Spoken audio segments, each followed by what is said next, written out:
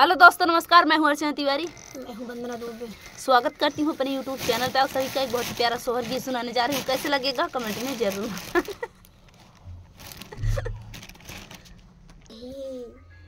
कहाँ बोलाई पापी पापी हरा, कहाँ रे काली कोयल, कहाँ रे काली कोयल हो। ललना कहाँ बोलाई पतरी तिरिया, वानी दरिया नाही ला गई, नी दरिया नाही ला गई हो।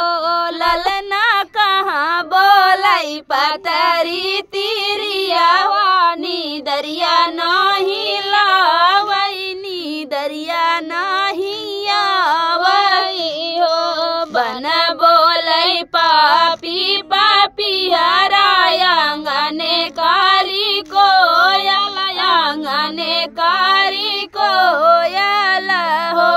ललना से जिया पे पतरी तिरिया, नी दरिया नाही ला गई, नी दरिया नाही ला गई हो।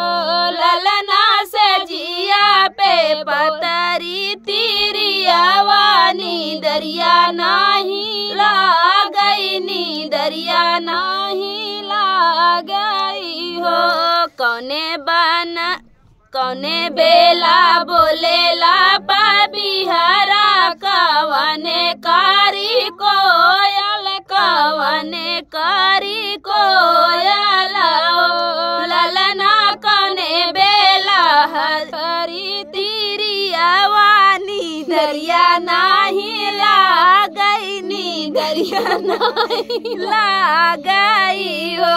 ललना कौने बेला पतरी तिरिया, वानी दरिया नाही ला गई, नी दरिया नाही ला गई हो। केथुआ के तरह से पापी हवा, केथुआ काली कोयल, केथुआ काली कोयल हो।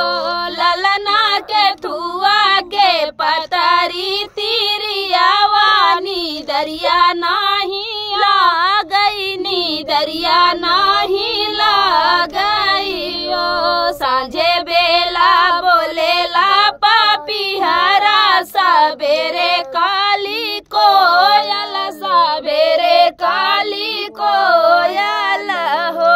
ललना आधी रात बोलेला तिरिया, वानी दरिया नाही ला गई, नी दरिया नाही ला गई हो।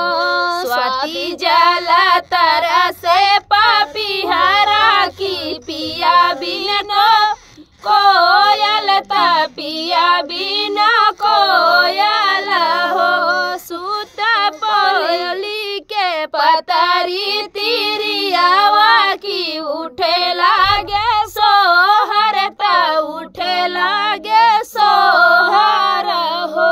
ललना सुख जपावै तिरिया, उठे लागे सोहर, उठे लागे सोहर हो। तो फ्रेंड, सोहर गीत आप लोगों को कैसा लगा कमेंट बॉक्स में बताना। बहुत अच्छा लगा, बहुत अच्छा।